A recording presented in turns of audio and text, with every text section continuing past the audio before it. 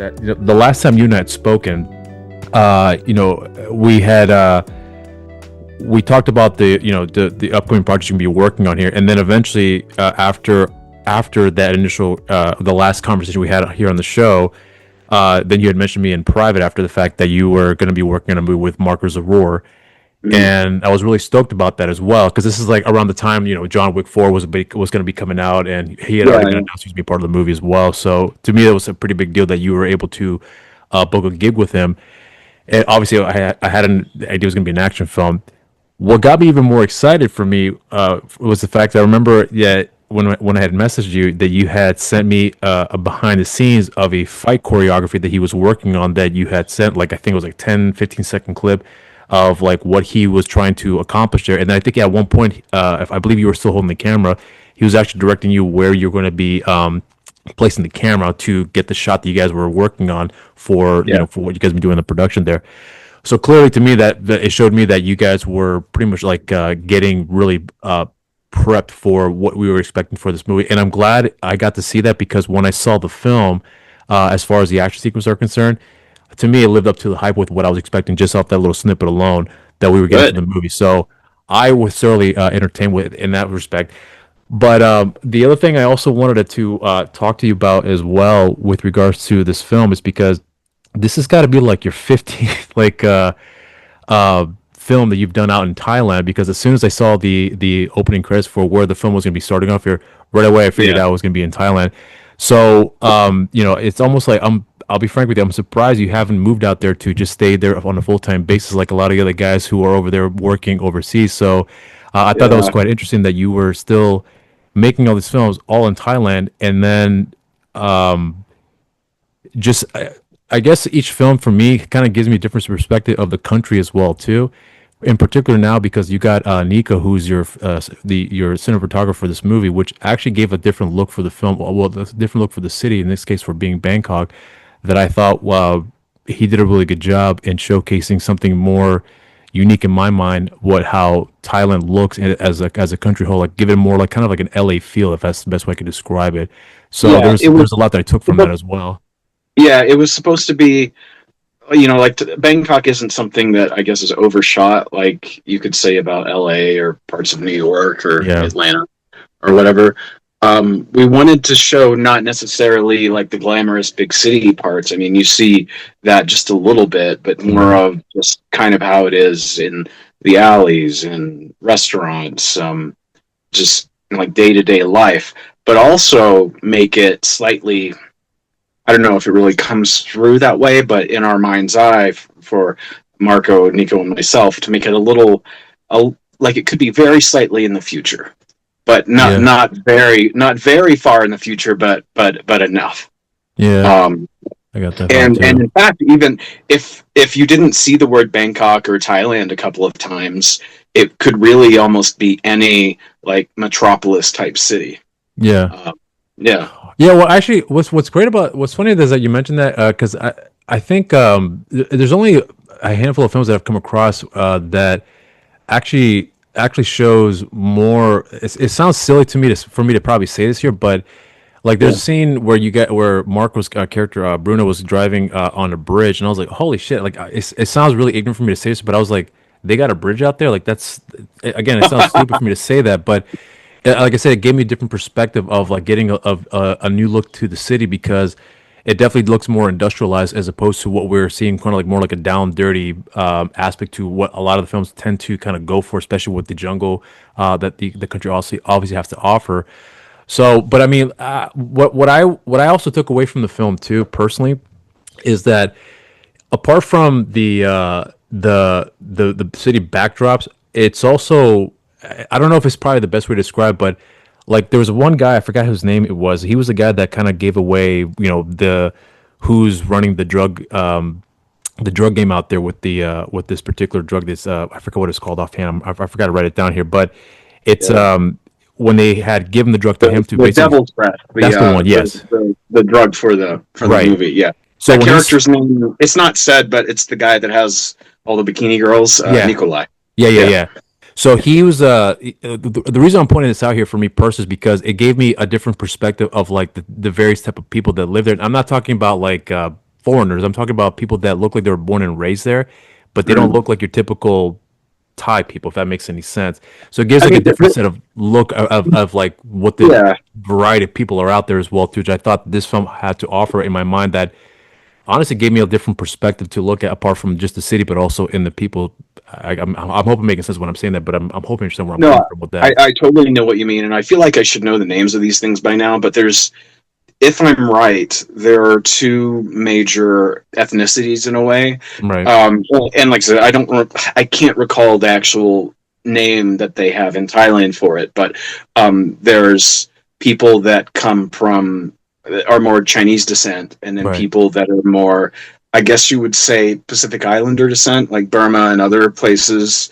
Yeah. So like, for instance, Tony Jaa would be from the latter. And then you see some people who have lighter skin and like slightly different bone structure that are from the Chinese thing. I feel like I should look this up now, because it's just going to sound like me going off in a tangent. Like talking out of your ass almost. Yeah. Well, I mean, like the reason like I appreciated it in terms of like the location side of it as well is just more because I'm trying to see if I'm going to be direct about it, but a lot of times, with the film of this sort, apart from like whenever we're seeing people of Thailand being in these type of films, whether it be horror or whatever the case may be, it's interesting to see, because I think in my mind I'm thinking like there's almost like a stereotype that we're expecting to see on screen. So like getting that little bit of like I hate to sound like this, but like more like a variety of like there's like here in America, we get a wide range of people from all walks of life. And I think that's something that I can honestly say I probably was very ignorant to a degree. And seeing that was like a refresher in a lot of ways. Like, oh yeah, of course they have that over there as well too. Because it's not something very common for someone like me who's never been to Thailand at all.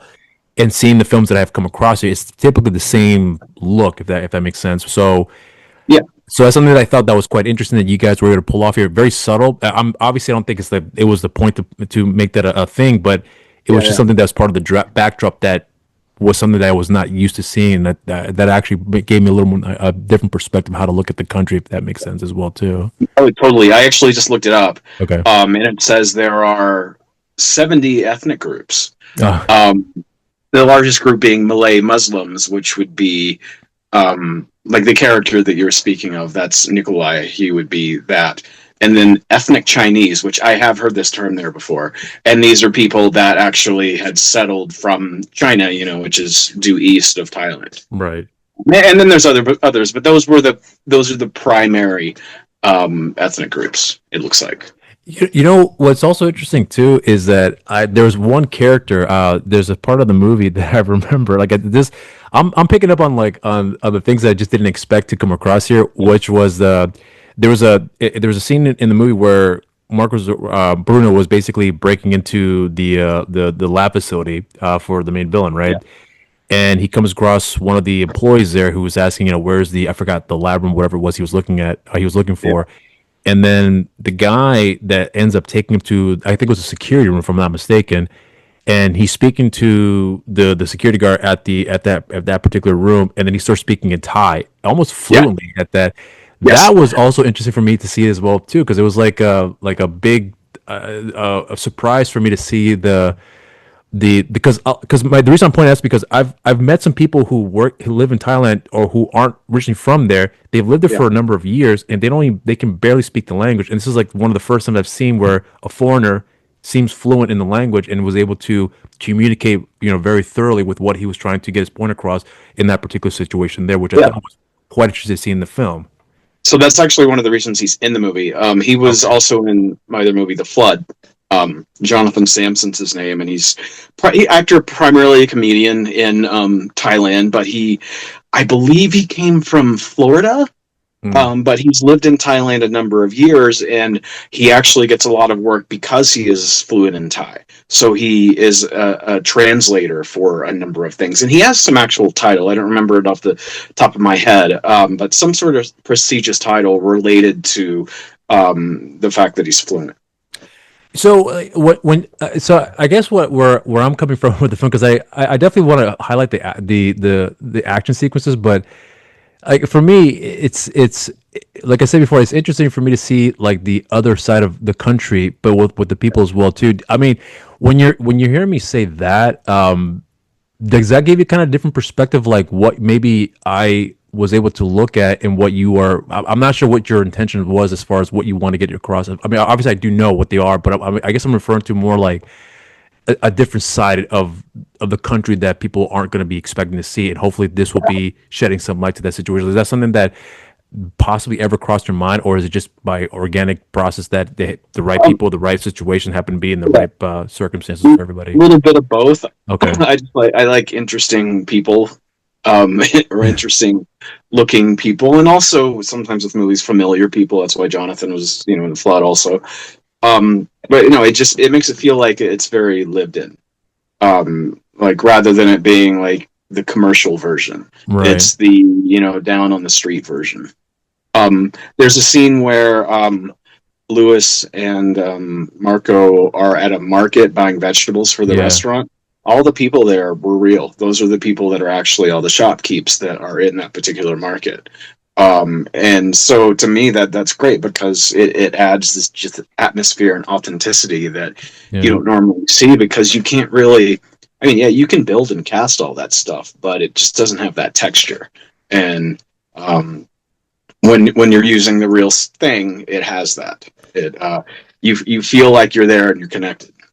Do a lot of the people that because you mentioned you use real people there, are they really accustomed to the amount of production that goes out through the country, or at least in the city, where they can, it's almost like basically a normal day, if that makes any sense, where they're just I mean, you got. I wouldn't. Yeah, I wouldn't say like a custom like New York City or old school LA back in the day when you drive down the street and see things shooting left and right. I remember doing like showcases for labels in the early 2000s, and there was a major production going on across the street in the hotel, and that was just commonplace. I don't know. A lot of stuff does shoot there. For instance, like when we shot The Flood, the movie The Creator was being shot at the same time. When we shot Affinity, Alien Earth, which I don't think a lot of people realize was shot in Thailand because it takes place in New Siam, was shooting there. So it's you don't not see it, but it's not like you would think. It's not a stereotypical walk down the street in Hollywood kind of thing. That's interesting. But the people are very kind and open, so that may actually be what it is. It's not like we're like, get the fuck away from me. It's that they're like, oh, you're shooting, okay, how can we help?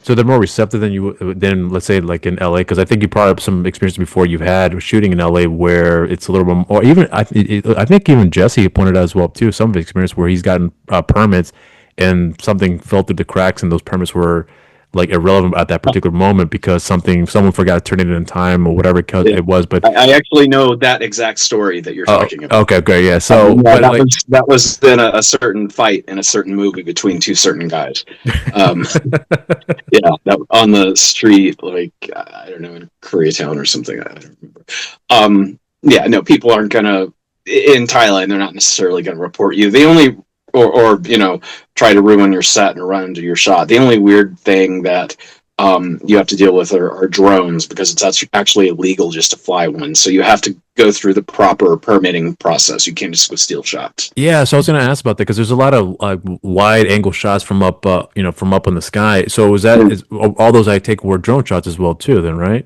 There's a couple that are just placed really high on a jib or a crane.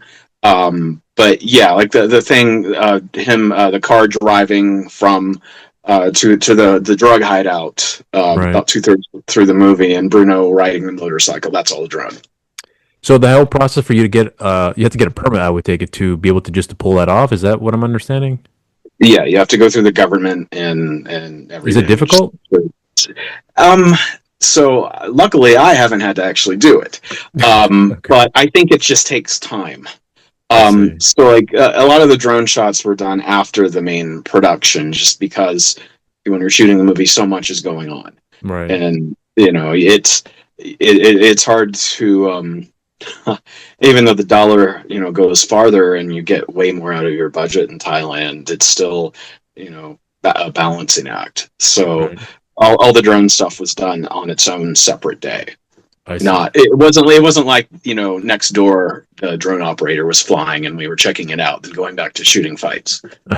Well, speaking of fights here, then I was actually curious to get your perspective on like what working with Marko, having with his extensive experience with the action genre. I was actually curious about something that I came across in the credits, where I believe, if I recall correctly, he had handled all the action directing too, if I'm not mistaken. Is that right? Well, it's kind of like there's a similar credit that Van Damme used to get. It's basically like the stunt team in Thailand, which was Tony Jaa's stunt team. They had the script and they would go through and choreograph previs and show how like they thought it should be shot and everything to present the best way. And so they would put that like on Vimeo and we would watch it, and then we would go to their studio and actually figure out how to work Marko into it. And then a lot of times, a lot of Bruno's character's moves would be changed to highlight his skill, especially since it's his first like leading man role. I really wanted to make sure that the integrity of what makes him unique as a performer and as a fighter was still there. So so it was really a pretty easy collaboration, because I want my actor to look good, and he knew how to make himself look good because he's done a couple of movies. Right. Did you pick up anything from him in particular that I don't know if it's the best way to ask, but it helped you with directing in general? So what I'm trying to point out here is because, like I said before, when I saw that little snippet that you had sent a while back, where he's telling you where to put the camera so you can get the shot that he's practicing for the film that was going to be used, I would imagine. But did anything like from that particular experience like teach you how to direct something that maybe doesn't parlay into act as far as action is concerned, but maybe more towards like your general settings, just a standard shot where there be a conversation that would be taking place? So what I'm trying to point out here is that, like, I tell people whenever they're asking about what the difference is in directing action and just directing a film in general, I always tell them there's always set up where you have to have the camera placed a certain way, so that way when you're throwing a punch, you know where the camera's going to be at, so you know exactly where to hit the person per se, and how the person's supposed to react to the said hit. Yeah, exactly. But with your experience with Marko, though, having seen what he was doing, is there anything you've taken away from him that maybe you utilized for your own directing approach for whatever it may be you be doing there? So I hope it's not a silly question asked, but I'm hoping you understand where I'm coming from with that. Yeah, no, I get what you say. Actually, what was interesting on this one is Marko was very particular about his English in the movie. Right. And so this was just further. I really pushed him and Jane, who played Athena's like expressions and their eye contact and stuff like that, as opposed to dialogue. And I believe we actually cut quite a bit of dialogue out as we were shooting. Like, we didn't even shoot it because the moment felt right, and why waste the time if you know that's it? You shouldn't have people babbling for no reason.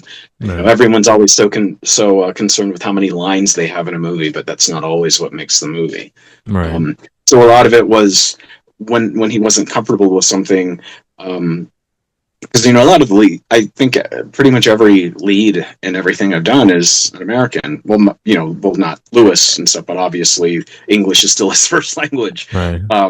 So it was finding the moments to still convey something in a way without having to rely on him second guessing himself with pronunciation and things like that. And every now and then he would actually look over and say, like, did I say that right? And it's always, I would always encourage him just to say it as he will, because if you see him focusing on the pronunciation, then that you'll see him go out of the movie and not be Bruno. You'll see him trying to think of, did I say that correctly? Interesting. Yeah. So it's really just working, and something I'd like to continue to do, of course, which is working more with actors of different cultures, which obviously I've done because, most shooting in Thailand, you work with everyone from all over the world. But this is the first one that was a lead role. where it's all on him. And so it's like little acute things. Right. So I was going to ask, like, so when it came to, I guess the dialogues for him, did you feel like, or did he ever say to you that anything along the lines with whenever he was articulating something in English, that it would just come off more like in a Spanish cadence? Is that kind of like what he was struggling with there? Yeah. Okay. He has very much kind of a Antonio Banderas voice. I would call it, and I kept telling him I'm gonna make him the new Antonio Banderas, but from Chile, not from Spain. But I just had to make sure that wall where he was thinking about his English was down, because I think if you're watching something with someone that it's an English movie, an American movie, I guess, and they have an accent, you will accept it if you believe the person. Right. So he doesn't have to. I mean, I can't think off the top of my head of what like is a tough word or whatever, but he doesn't. You don't need to pronounce it right. Pronounce it the way that you say it, because that could be what comes across the most natural for the character. You know, this is actually like when I was watching the film too. I was actually picking up on how you've talked before at length about working with Lewis, and I'm surprised I didn't even realize he was in the movie as well either until I happened to see, I think, the trailer or something. Yeah. So I want to get into Lewis with this real quickly, because I know you've worked with him on several films with him and the action sequences, but having him work alongside with Marko, did he? I mean, was there anything that I guess you can think where maybe Marko took from him, or maybe Lewis had taken from Marko, that you felt like could have I guess the best way I can describe it is like step up their game, because the one thing I've learned a lot with Lewis is that, you know, I think some people who have worked with him in the past, you yourself included, is that they are fully aware of the work ethic that he has. And I'm always curious about if there's, because I know Lewis is an open book when it comes to learning things, but I always figured that someone like Marko, who's probably, you know, has obviously a number of experiences with working on action films, but Lewis has got, you know, a couple decades over him. And I'm curious to see if you've noticed anything that Marko may have picked up from him that would have actually, see him maybe use it on this, or learn from this set and then be able to see how he may use this experience with Lewis moving forward from whatever production he's got coming up down the pipeline. Yeah, I mean, he actually, someone else, they had someone else in mind for that role originally. It may have been like Tom Berenger or someone, I don't remember exactly. Really? And then Marko was like, well, what about that friend of you and Scott, you know, from Debt Collector? I'm like, yeah, Lewis, I can get him, no problem. And so we got him. I use Lewis the same way that I did with anyone, where, you know, because I know him so well. And there's that trust there. He, like, if he gets an idea, he'll come like just to me and in a hushed tone be like, hey, what if we did this? You know, we talk about it and talk about how to execute it and go. So I used him in this the same way I do with anyone, where I would just kind of, you know, just between he and I, we would know what was going to happen in the next take, but the other actor wouldn't. And it's never the first take, because I don't think that's fair necessarily, but like the second or third, by the time you start to feel the scene with someone, you know, like what will get certain reactions, or what will work, or what they respond to. So without spoiling things, like there's a scene, a couple of emotional scenes between them, and yeah. Lewis and I, you know, go to the side around the corner and talk. We're like, yeah, and we think it's funny. But then we do the scene, and you get this really genuine emotion. And so I think if Marko had a takeaway from it, I would say that it's just further learning like what his triggers are for emotion and for other things. Mm-hmm. Later in the movie, he breaks a tear, and he really did that when he's watching a certain backstory, or what do the kids say, lore about the movie. Everyone says lore. Everyone has fucking lore now. Like, come on, get over your lore. You're not all that important. And whatever. So when he's learning the lore of the movie that relates to the opening credits, you see him cry, and that was all real. And right. So I think, and that was towards the end of the schedule. So I would like to think that a lot of the journey we've been on at that point helped him find that moment. Did you guys have to shoot a lot of the action sequences like at the beginning of the film? Because or was it just kind of like? I mean, I doubt that it was all linear as far as the shooting schedule is concerned. But was it kind of like that kind of a setup where you have all the big stuff out of the way first, and you can just guys? No, okay. No, it was all throughout. Oh, okay. Like in the first week, we did like the alley fight in the beginning was in the first week, and then this is going to make it sound really linear. And then the fight with Brahim and Marco at the end was towards the end of the shoot. I think it was like maybe one of the last 2 days, and we spent close to 2 days on that fight, if I recall. Wow, that really does sound more linear than it should. I mean, obviously, we didn't shoot from A to Z, but no, the fights are spread out all over based on like location and actors and stuff. How many days you guys have shooting for this movie? I think it was 22 or 23. Oh, really? Yeah. Oh. Which this is actually longer than a lot of movies in this budget range that you hear about that are like 10 or 8, if that's like Bruce Willis or Mel Gibson like quickie. So with the amount of time you had there, I'm assuming that's probably the longest production you've had in quite some time, or ever, if I'm not mistaken. Is that right? I mean, back in the day, during things a little more guerrilla, I things would go longer, but like some days you'd shoot 12 hours, some days you'd shoot 3. But as far as these really organized movies, this is the longest schedule. Like Arena Wars was maybe 16, and then Breakout was 8, right? Because it was one of those pre-sold movies, and so it's kind of all over the place. So with the amount of time you had, I would assume that you were kind of happy with, given you had more time, but it's still 22 days. If I think in most people's eyes, it may seem like a lot, but in terms of big budget action films, that's like the whole fight scene in itself to shoot. But in this particular case for you though, like what was the biggest advantage? I mean, I know you have more time, but I guess what I'm trying to more focus on is like what was the biggest advantage that you took having that lengthy schedule that really helped you to kind of like fine tune some things that you probably wouldn't have had the opportunity to do so in some of the previous productions? Yeah, they're just not rushing. Okay. I mean, a lot of the action scenes are all rehearsed and for weeks on, if you do it right. Sometimes they're not, and sometimes you have to do it as you go. But with this, they were worked on arduously prior to them being shot. So, and obviously all the performers were really adept and ready to go. Right. But otherwise, we didn't have to like lose big chunks of things aside from the dialogue that we intentionally would just not do sometimes because it didn't make sense to do. There's not a rush with like the lighting, the emotion, or people like getting where they needed to go. And I think sometimes you can tell there's like a certain stress or an anxiety when someone had to rush through a scene. Maybe it's just watching a movie as a filmmaker, but like if I was to put on whatever. See, Bruce Willis is, I guess, retired now. So if I was to put on like whoever is now doing those movies, things you can watch and kind of tell like with the setups or whatever how much time they had to do. Yeah, that's no swipe at the filmmakers whatsoever. That's just what they were given. Yeah, because I've been in that position too.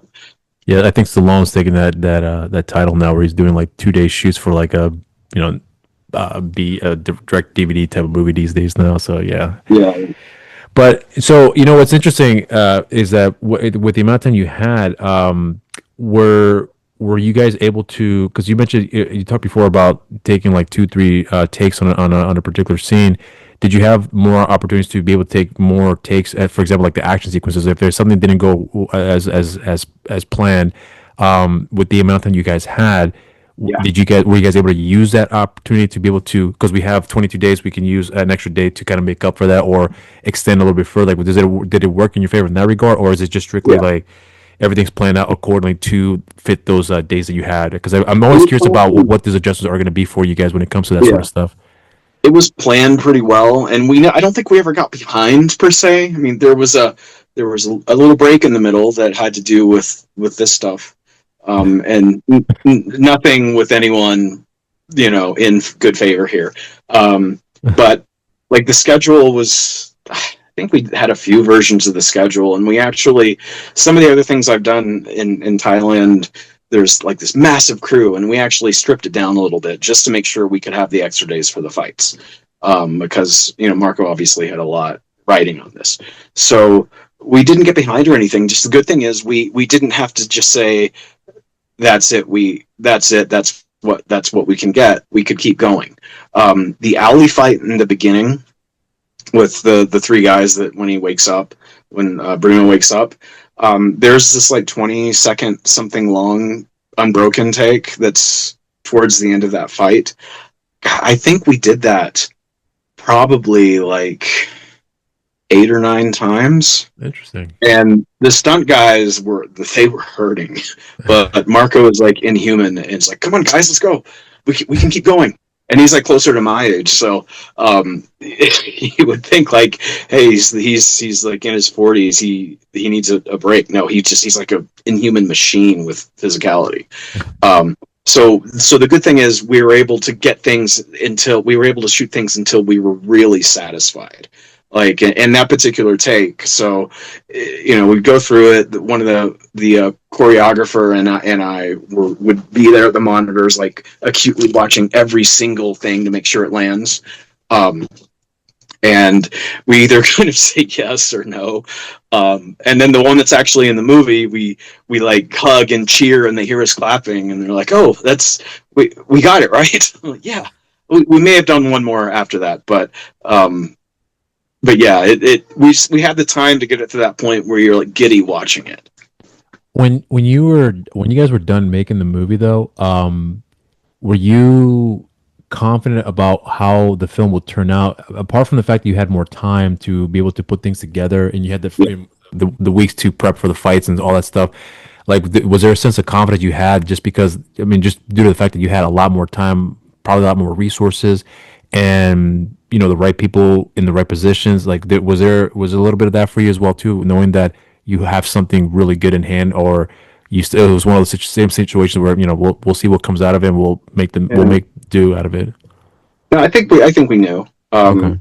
We knew what came out of it. Like with the fights, they're all because of the time that we spent both going over everything. Like, there's kind of only like one way you could cut a lot of them. Yeah.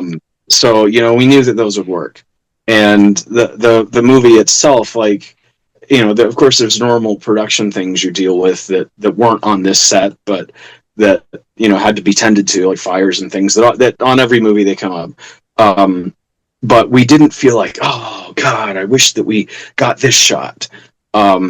It felt right, and I think because Marko and I saw so eye to eye on things, and we probably spent, before we shot, like 6 months of like at first having like Zoom meetings every couple times a week, and then when he was shooting the Killers game, and I think that was Romania, even though he had that fight with Batista at the end and stuff, we would still be on every single day, like going over everything from top to bottom, because he had this project for like 7 years, and I had gotten to be probably almost equally as passionate about it. Like, so we were both just so really invested, and we knew that for the producer director relationship, we weren't going to fight the whole time. We would like be happy about things.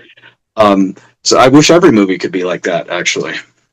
Do you guys foresee that there could be a potential franchise coming out of this year, or is it just kind of like one step at a time to see how it all plays itself out? He did one day when we were wrapped. I think Marko joked about an idea for a second one, but there's like nothing really concrete, set in stone per se. Right. I guess it depends on how many people watch it. Right. Yeah. Well, so having seen this film, this was one of your best films that I've come across here. So do you personally feel like this is actually one of your better films that you've made as far as your filmography is concerned, or do you still have some things that you nitpick about it that you feel like could have done better with it? I mean, you always think that. Sometimes you'll watch something and be like, hey, yeah, pretty good. And then sometimes you'll notice something that no one will ever possibly see. And it'll bug you forever. But yeah, it's up there. I'd say it's up there, like this one and Breakout and maybe Saipan. I like a lot. Yeah.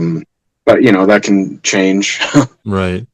But I mean, as far as the look of the film is concerned, this by far, I have to say, is probably your best looking film in terms of the cinematography. A lot of it, obviously, it has to do with Nico. So when you, I mean, I'm no doubt, I'm sure you're aware who he was beforehand, but having worked with him and see what he was able to pull off here, were you confident about the how things would look on screen with regards to how because here's the reason why I was pointing out because when I was watching the movie, there's a wonderful sequence that I think is actually one of my favorite scenes in the movie.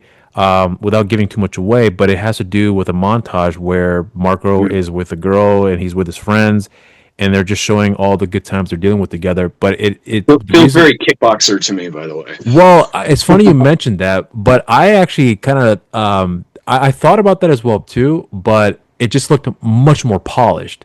In fact, it kind of looked like a dream sequence in a lot of ways. Like it was almost as if it was too good to be true in a weird way for me to describe it, considering how things turned out for him and a good part of the film. But I mean, like a scene like that though, like I see how Nico does a really good job in just highlighting certain sequences of film to fit the mood. And I think he Yeah. had got that one just right, in my opinion. If I loved what he had done with Prisoner of War, which came out recently here, and I thought he did a phenomenal job with that movie. So having become a fan of him because of that film and finding out that he was the cinematographer for this movie as well too, I was expecting more or less the same thing, and I think he hit it right on the mark for me because when you look at that particular montage sequence and then the fight scenes and then more just the standard wide shots of Lewis and Marco talking, bickering at each other, whatever the case may be. There's a certain tone that I felt he had captured, in my opinion, that fit the mood. That wasn't too jarring as far as like this looks too different from the scene before. It almost had like a very solid, fluid feel to it. That I think he did a really good job in accomplishing. So when you're looking at that for yourself, do you feel did you feel like I'm trying to see how I can ask this question properly, but do you feel like that's something that the film does really good in as far as get the emotions right? It sounds like a cheesy question for me to ask because I'm actually kind of nervous to ask it because not nervous, I hesitant to ask because it just sounds like a cheesy question. But I felt like I got the right feels for those particular sequences where happy, angry, beautiful shot in a violent setting, but it's almost calm at the same time. It's like there's a Yeah. wide range of emotions that I'm gathering here, but it doesn't feel jarring. So forgive the recklessness in the questions, but I'm hoping you understand with where I'm coming from with that here Yeah, too. totally. I think Okay. with Nico, he and I know each other so well and have, spent so much time working together now. There was a shorthand there.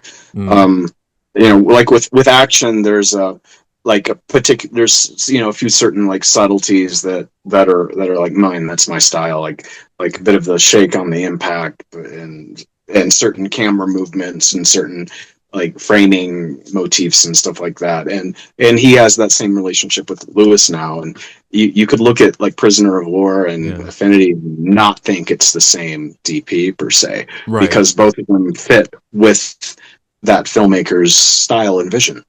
Right. He's really good at adapting and just understanding, I think I would say, like the psychology behind scenes. I think Yeah. like looking at a lot of the stuff that he shot for Affinity, it has that, like when you say calming, it almost feels like, so there's the restaurant in the movie Yeah. that's against the water. It feels like you're just sort of there and the mood is right and you're with the girl, whoever, and it's calm and everything just feels like kind of that picturesque moment. Yeah. Like he's able to put that um um that obtuse description into an image.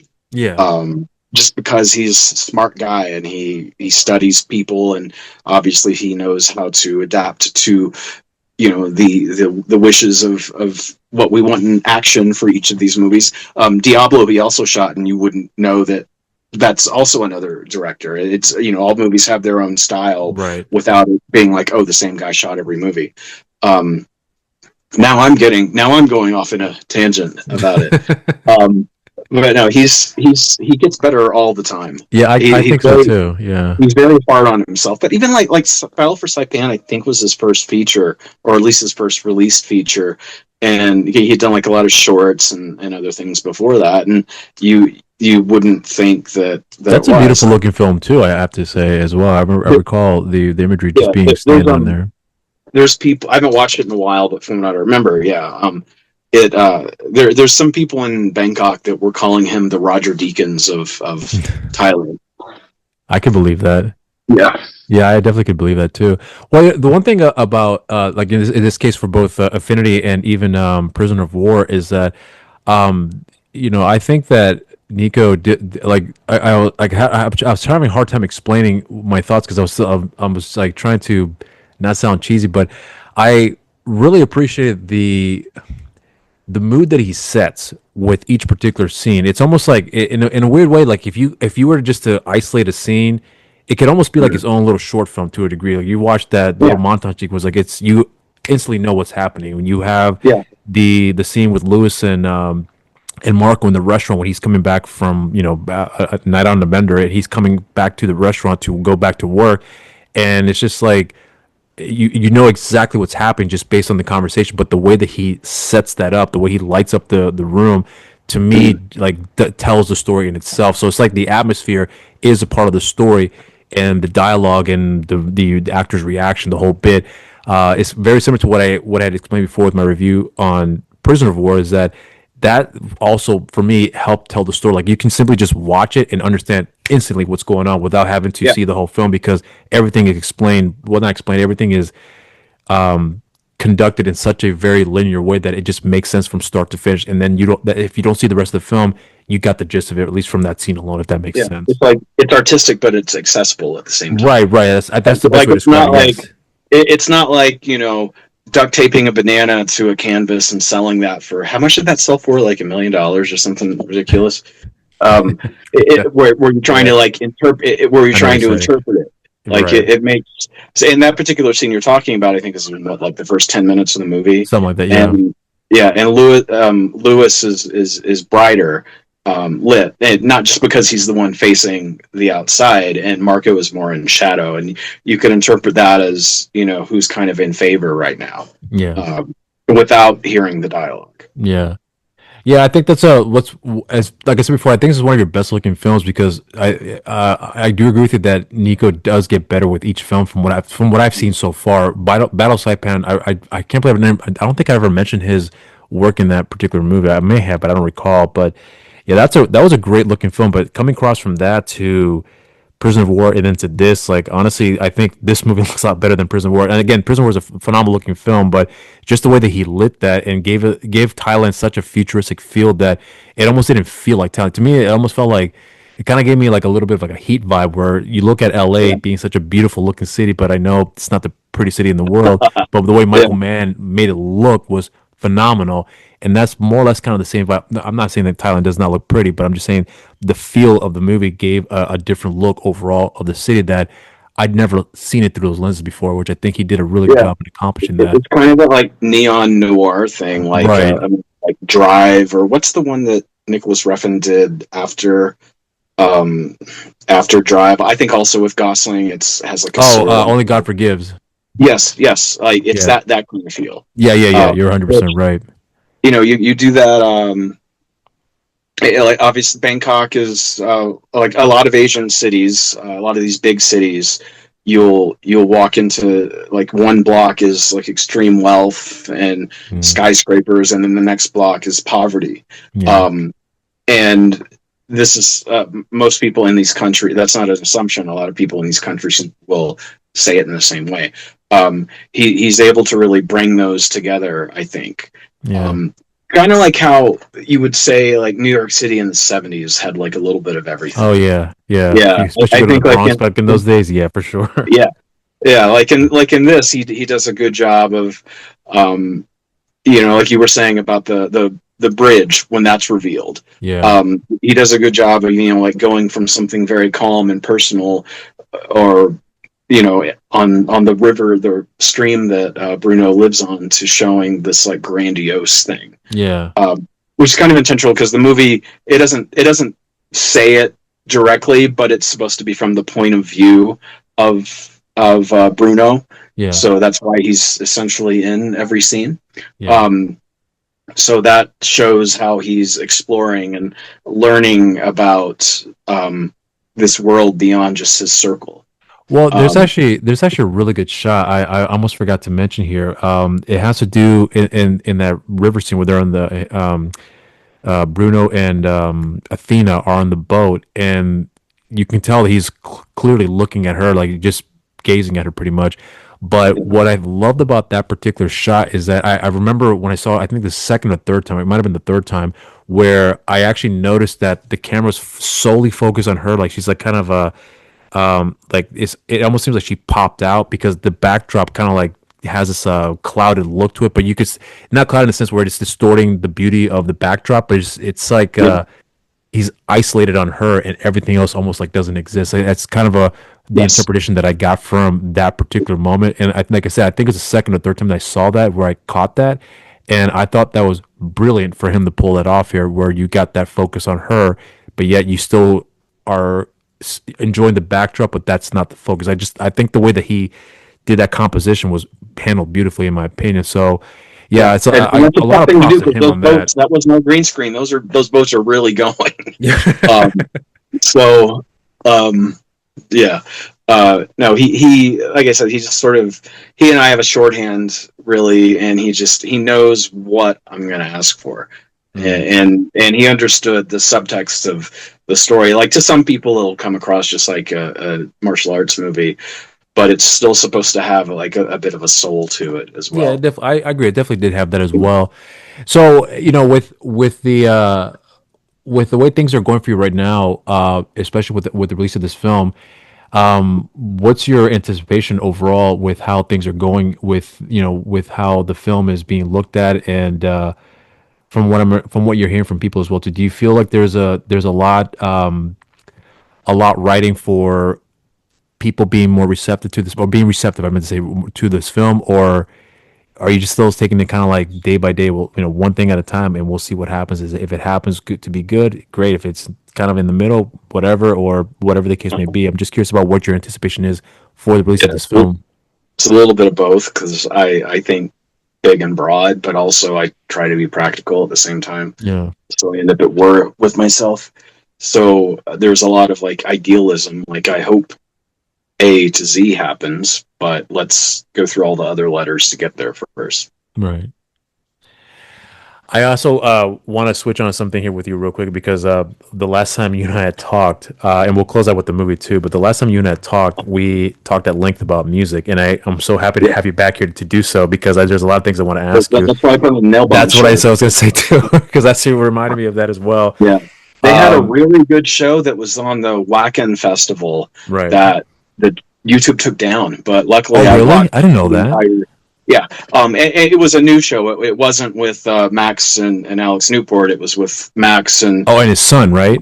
Yeah, his son basically plays Alex's parts, right, and then this female bassist and new people otherwise. Right. It was great. Is it really? Yeah, I haven't seen. I knew about that, but I hadn't seen that show. There may be individual songs still online, but the whole show, as far as I know, isn't online anymore. So you said it was good though. Is it like, do the new members taking over these parts now, are they on par with what we've gotten with the live version from way back in the 90s when they had played that one show out in I think it was also Wacken, wasn't it? Or was it? I could be wrong, but no. Was it Wacken? No, I don't think it was Wacken. It was something else. Rockslide or something like that. I can't remember what it was. Maybe. I know it was in Europe. I know that for sure, but I don't recall being Wacken. I could be wrong though. But were they on par with that sort of stuff? Because I mean, I know Igor. It was Igor that was the one that was. No, was it Igor or Zion that was doing Alex's part? It was Dynamo 1995. Dynamo, that's what it was. Yes. Yeah. So was it Igor or Zion that's taking over Alex's part here? No, it was my drummer friend told me who it was. On the new show. Okay. But let's see if Wikipedia says, because I think he's had the same members the entire run. I don't remember, because all the music was written by Alex and Max for that original album. I don't know who. Oh yeah, so it does say that Igor did play the drums on the original. Okay. And Dino and Andreas Kisser played additional guitar. Right. Well, I think I was referring to more the like drummer now is Chris Moore from Repulsion. Oh, he's somebody from I've had on my show too. He had done. I actually saw him and my friend Tim, who's in the band as well too. Vosh. Shout out to Vosh because they have an upcoming tour coming up this fall. Yeah. Are you familiar with a lot of the guys in the group over there, apart from Chris? No, I wasn't familiar. I thought Chris was actually someone else when I started watching the show, and then my drummer Brad said, "No, it's Chris Moore from this band." Right. I forget who I thought it was. Okay. But there was a keyboardist that I thought was Reese Fulber, but was a bit young to be Reese Fulber. No offense. But he looked more like Reese. So I thought it was Reese, but it wasn't. Reese from Frontline Assembly. That for people who don't know, produced Fear Factory, and I think played on the original album. He did. He was the keyboardist in the live show as well too, if I recall. Yeah, in the Dynamo one, yeah, I think he was. Yeah. I was gonna ask you about something with regards to a new set of releases. Deftones had just released their 10th record, Private Music. Have you had a chance to listen to that one, by the way? Not yet. I got really into Crosses recently. Did you like the second EP they released? Crosses? Yeah, because I know I believe they released a second EP, if I recall correctly. Because I know they did that first one, which I love that album. I think that's a phenomenal album. But the second one was the EP, if I recall. Came out around the same time we shot Affinity. The EP, right? Yeah, I think it was an LP. There's that song "Light as a Feather" that was kind of like my mind's eye for their love story in the movie. I don't recall it's one of the ones they did a video for. Yeah, I'm trying to remember that song. I've only listened to a handful of times. I thought the EP may have been before. I with Spotify and everything, it's so hard to keep up with what comes out when now. Yeah, they're not really the best at doing that anymore. They used to be really good with that back in the day. For some reason, they kind of like fucked that up. I don't know how. But, well, I mean, so you haven't listened to the new record, but I mean, have you listened to some of the newer songs they had released, like Infinity Source? Infinity Source, and what's it called? I Think About You All the Time, My Mind's a Mountain. What else? Milk of the Madonna. Like any of those songs that you ever come across at all? I don't think I have, actually. Okay. Maybe it's time to do that next time I have a long drive. Yeah, it was the one that came out around the time we were shooting. Actually, no, this came out before. Was Good Night, God Bless, I Love You, Delete. And then is that EP, an EP, though? No, it's an album. Okay. And then... there was a remix EP, and then I think that's the one that remixed the Vivian, and then Permanent Radiant looks like was a single or no, that was an EP. That's the one that had Vivian originally. Okay, so that's one that I'm referring to here then. Yeah. So like, what's interesting for me is that like I was, my kid, he's gotten to pretty much the same type of music I've been listening to now. Yeah. And what's funny now is that I was talking to a few friends of mine, and I'm 40 now, and as a kid, the world seems endless to me. Where it's like I feel like I'm stuck in this age forever. Yeah. And my kid is 18 now, and we were talking about going to shows, and it just never came out. It just never happened for one reason or another. Yeah. So what's really funny for me now is that. As a 40-year-old, I'm seeing a lot more tribute bands, and some of them are actually quite good. But the reason I'm pointing out here is because I was telling my kid that System is on tour right now, and they're doing these massive stadium tours, and I don't think they're coming anywhere nearby where I'm at out here in North Carolina, if I recall correctly. And if they are, I don't think I'll be able to afford it. But I was telling my kid that the next best thing we could do is go to a tribute band show for a band named Sugar. Which is the tribute. Why did I know that was going to be the name? Because as you were telling that story, I was like, what would they call a System of a Down tribute band? Probably Sugar. And it's exactly what happened there. Yeah. So we're actually going to go to that show, and this is actually going to be his first concert for him to go to. And really? Yeah. So the reason I'm highlighting this is because I was talking to a bunch of friends of mine not too long ago, actually. and we were talking about Metallica came out here to Charlotte a couple of months ago in May, if I'm not mistaken. Yeah, it was in May, and these guys are in their 60s now, and we're listening to. Sorry, I'm laughing at my own age. Yeah, well, trust me, I'm laughing at mine too. They were in their 20s, back when I was working with them. When I was talking to him about Metallica, I was like, man, when I first heard Metallica, I'm talking about like 91. This is when the Black album came out, and I was a kid at that point. So, and then I was telling him that, I saw Korn. My very first concert was a Family Values tour in 98. It was October 31st, 1998. It was at the Patriot Center where Rammstein had played their set, and they were kicked off on stage for wearing dildos and having shit stains, the whole bit. I'm not sure if you recall that particular concert, but No. it was all over the news at that point because they barely played 10 minutes and they were kicked off stage. It was a night to never forget as a 13-year-old kid. But my point being is that I was talking about my experiences. I saw Deftones when White Pony had come out, so I took my concert to my cousin to her first concert, and I'm explaining these like different times in my life, and I realized that I was a teenager, and here I am in my 40s. Deftones are in their 50s. They have their 10th album coming out, or they already come out. System of a Down hasn't an album come out in decades at this point, but they're still doing these massive tours, and they're deep in their late 50s and 60s now. Korn's in their 50s. They're doing opening their opening act for them, if I recall. And Limp Bizkit apparently did a teaser for a new single that's supposed to be coming out somewhere in the near future for a potentially new album. And I'm thinking to myself, these guys are deep in their 50s, and here I am thinking about the time when I was a kid, being stuck at that moment, thinking this will never go away, like this is going to last forever. And here I am with an 18-year-old kid going to take him to a tribute band to a group that I grew up listening to as a kid, and now we're seeing a bunch of kids becoming, playing songs for these bands that it's like, so it's such a mind fuck for me personally. So so my question, I guess what I was trying to lead to here, because I went off on a tangent, was that with the amount of years that passed by, looking back at everything that you have experienced with your own music career and the groups that we've listened to now, where with where they are with themselves now in their career, some of them are still household names, some are gone on the wayside.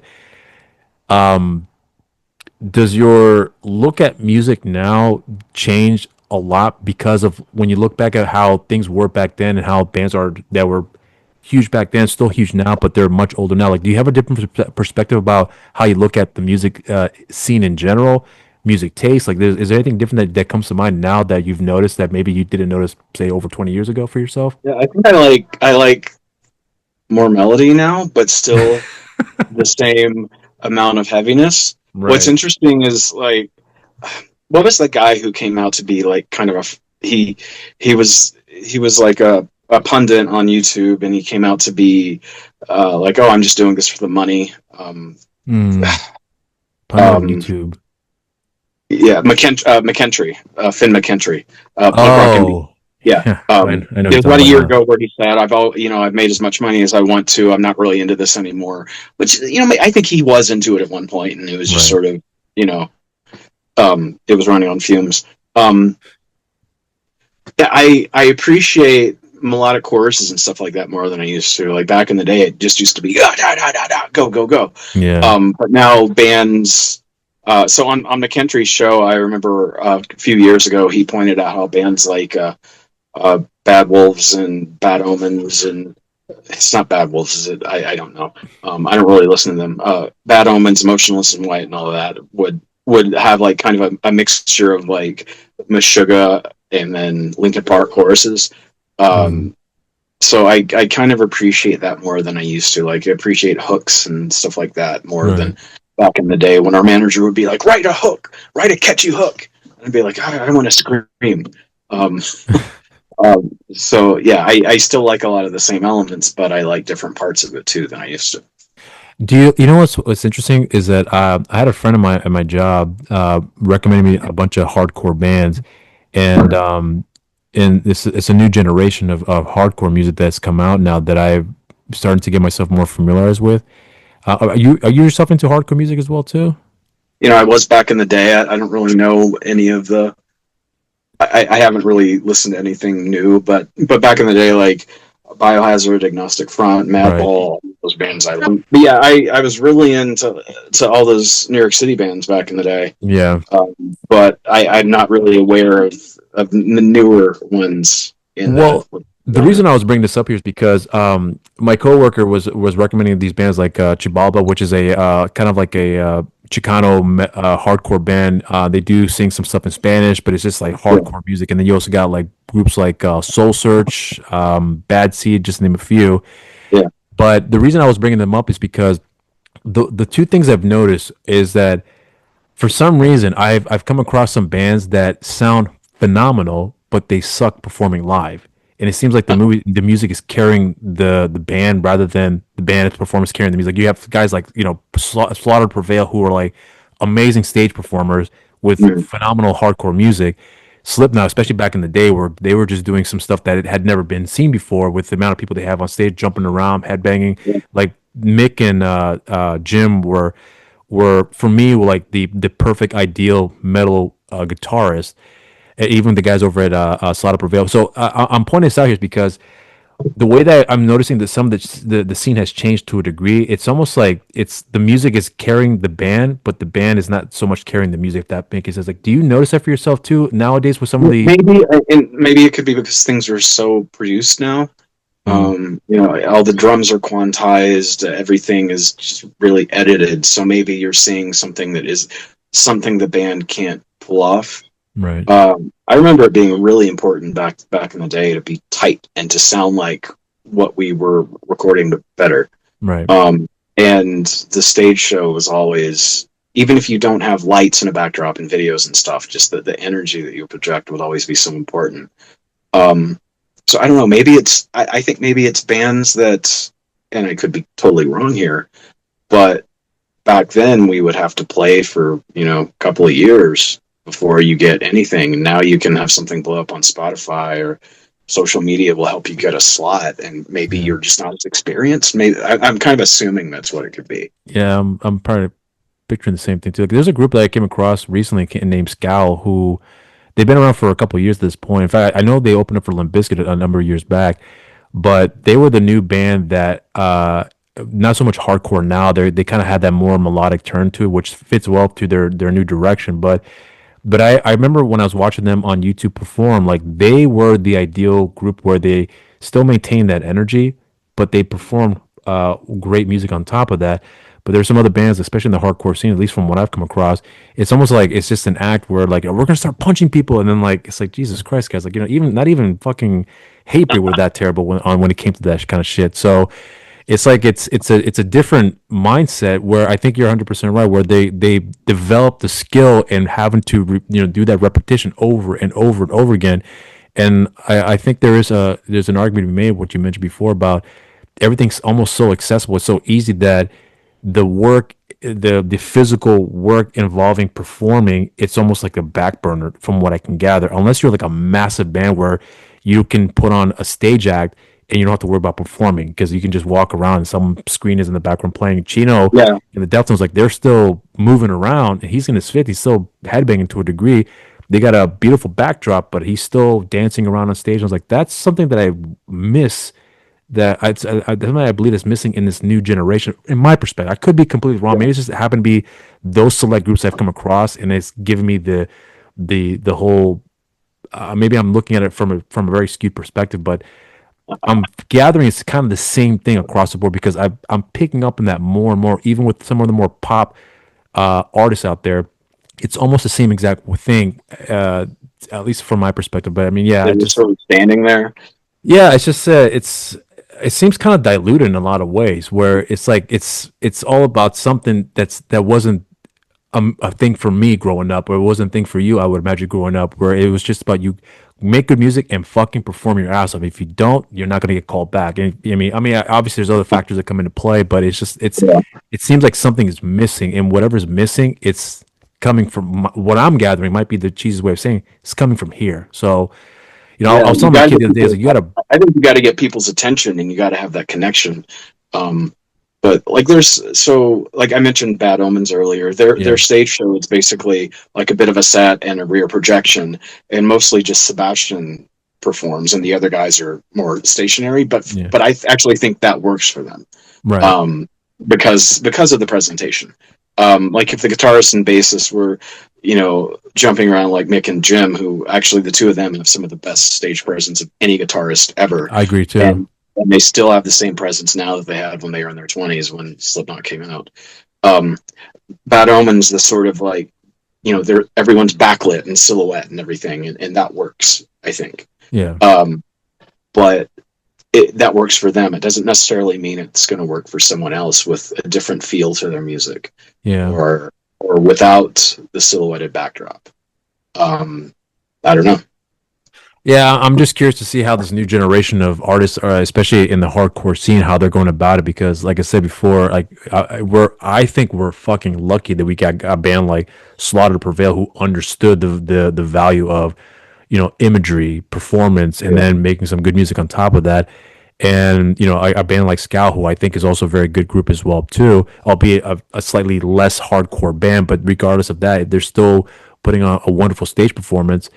But it's like I feel like something is missing, and I think there's a gap with, since we didn't have access to everything, we had to find it, and once we found it, we wanted to copy that, so we had to emulate that to kind of find our rhythm, and eventually we found what works for us. Like I remember when I saw Korn, especially before I even saw them live, like I'd never seen someone headbang like John Davis before. Like that was like a brand new thing, and to this day has never been replicated for obvious reasons. You just can't do that. Oh, I don't think you can't do that, but it's just he has pretty bad neck problems now.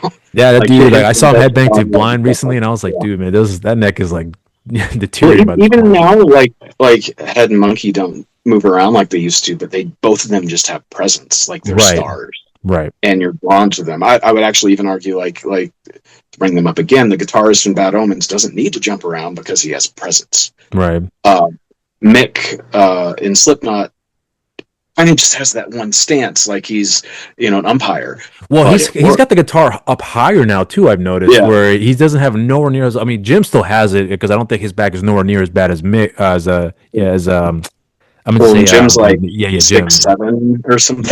Yeah, he's like 10 feet tall. But I mean, Mick on the other hand, like I've noticed, like he still headbangs, but it's nowhere near from what it was way back in the day. But I mean, he's mentioned before bad neck, bad back, and he's paid the price for it now. But yeah, I guess to just kind of close off here, but I've always wondered now how the new generation of rockers in this case here are going to go about in putting their music together, but also provide the performance to go with it. Because I feel like at some point it might be kind of just a backboard, because they say I always have gut feeling it's going to be like, well, our music's good enough. That's all we need to sell. It's like, no, you need to. Oh man, I remember a lot of people like that from way back, and you know how far they went? Nowhere. They probably never made it past the door. So I mean, I played in a band once before, and even I knew it, and I wasn't that great either. But even I knew then, like, you just can't show up and half-ass it. Because I remember one of the biggest mistakes I think a lot of people make is that when they don't, if there's two people on stage or in the audience, and you have your back towards them, they're going to remember that, and then they're going to want to come back. So you just want to give something to you walk. You can do that if you're tricky.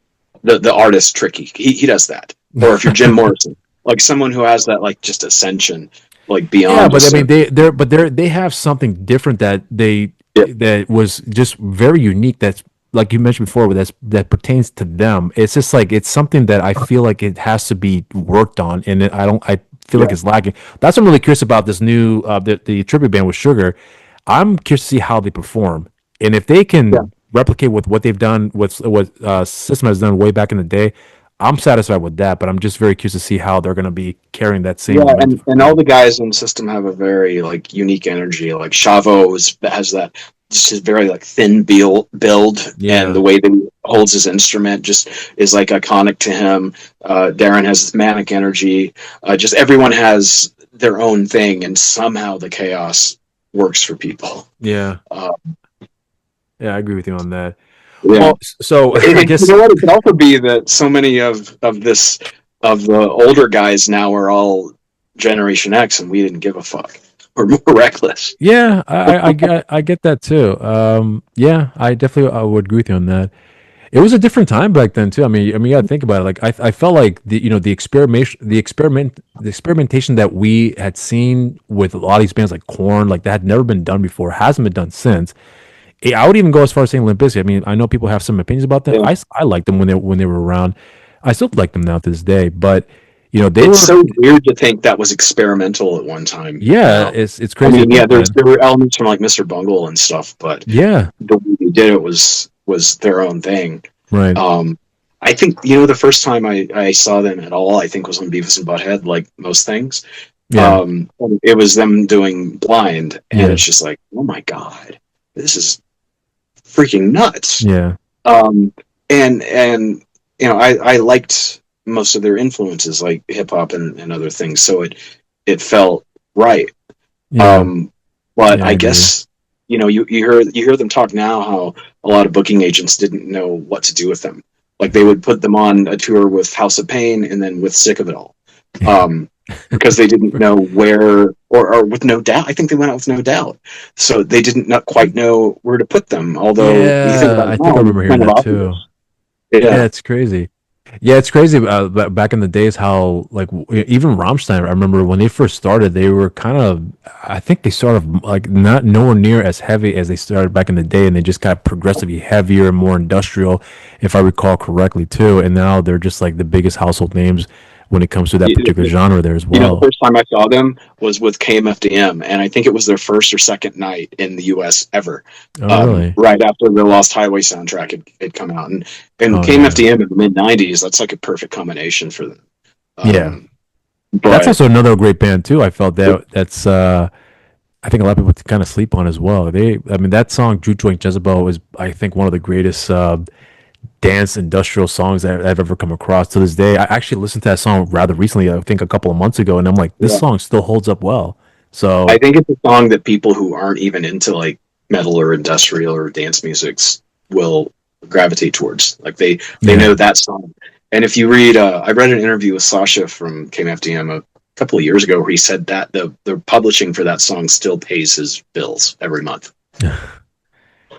I remember hearing that song in the Mortal Kombat soundtrack, Yeah, which is I still think it's one of the greatest soundtracks of all time. And the way they were able to use it in that movie, I mean, it's cheesy to think about it now, but it's fun. It's incredible, like how, like I said, how long the song still stands to the test of time here. yeah. But yeah, it's crazy. Thinking about how we've grown and looking back at this shit now. Like I'm talking to my kid, I was like, kiddo, you have no idea what it was like in those days, and it's nothing compared to what it is now. Like if you grew up my time, you would have like blown your fucking mind. It would have changed your life like it did my mine.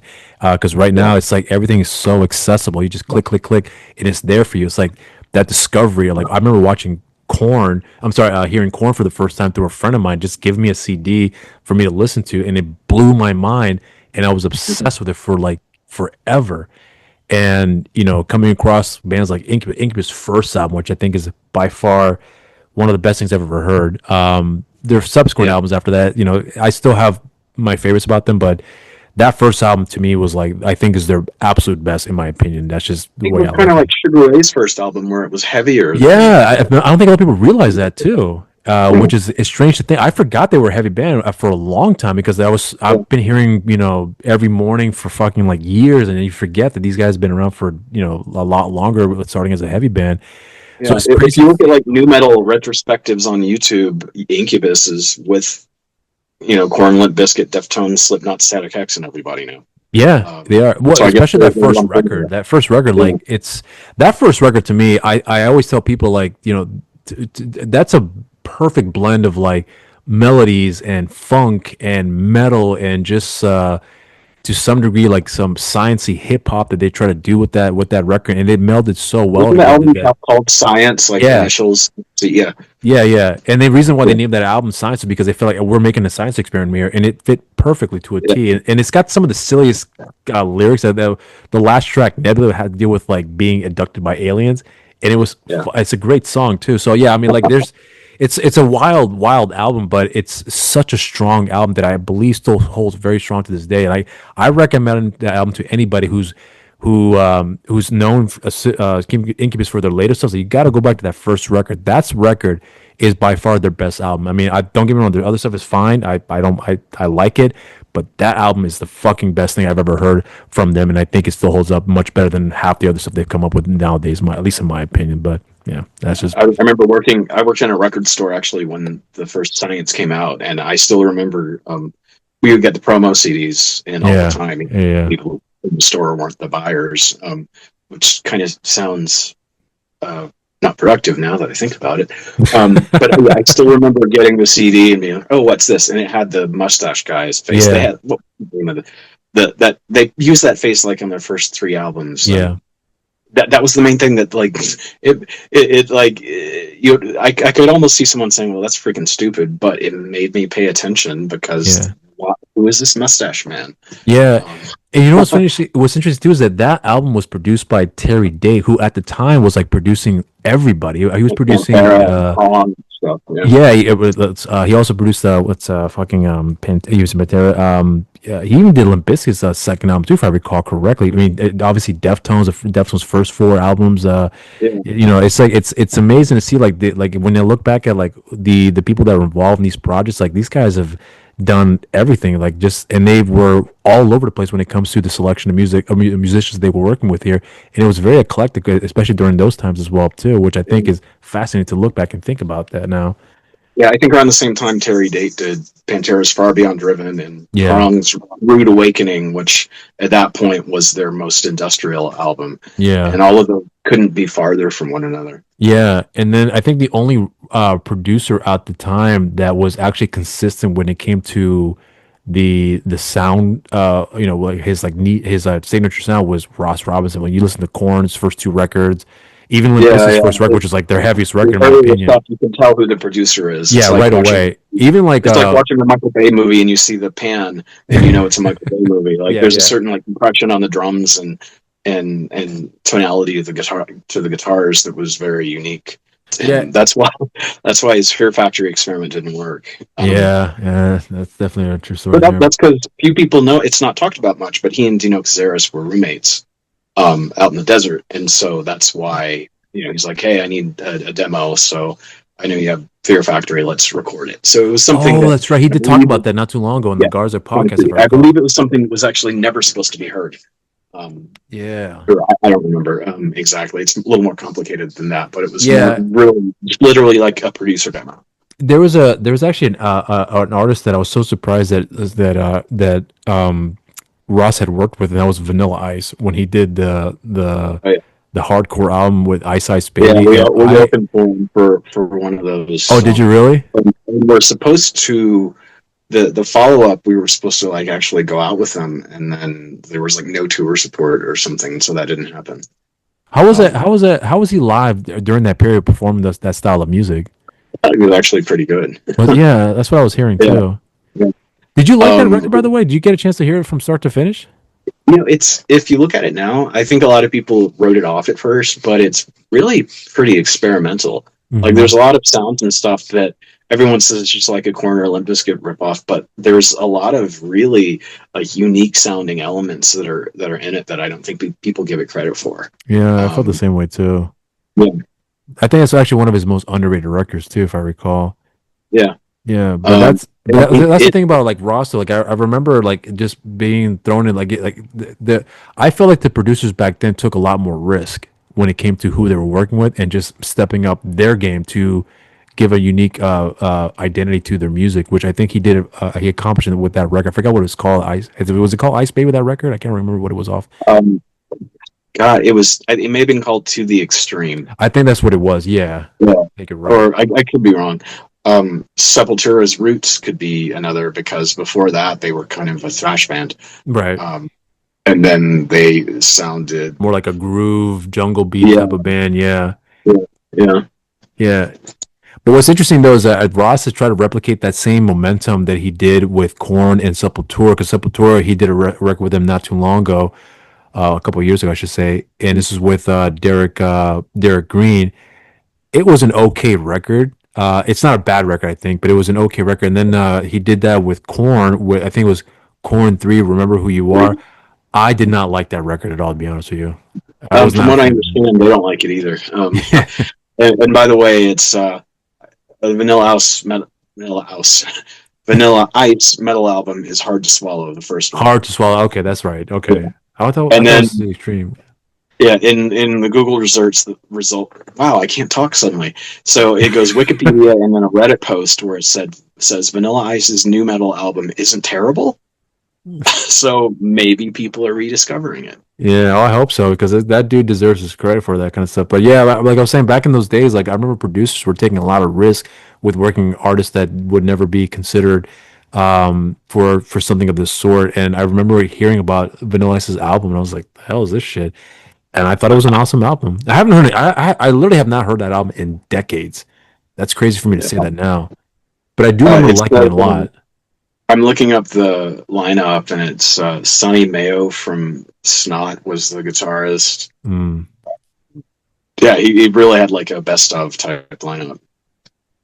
Yeah, that's definitely brought in by Ross's recommendation, I believe. Yeah. No doubt. Yeah, and it was done at Indigo Ranch Studios, where Korn and most of the other stuff he did was. Oh, and also Soulfly too. They did their first record out there as well. Yep. And Roots was done there as well with Sinatra. Yes, it was. Yeah, it's crazy how things have changed now, but yeah, that's amazing. But every time we have conversations, apart from movies, one of the things I love talking is with you is with music because I feel like with their various music that I've come across, it's always like a soundtrack to my life. It sounds cliche to say that, but it's true because every time I listen to something and it sticks with me, it's like it's a moment in time that's very vivid for me.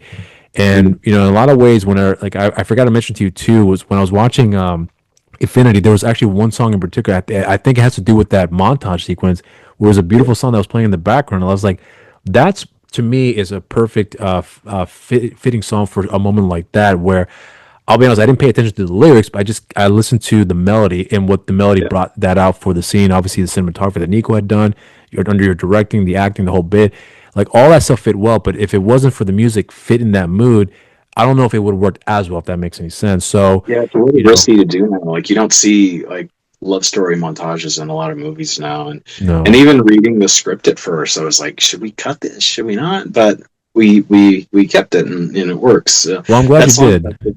Called Affinity, by the way. Oh, is it really? Yeah, I don't know if it's something. Because one of the producers has a lot of music connections, so I don't know if it's something. I never asked him. Is it something that was made for it, or what?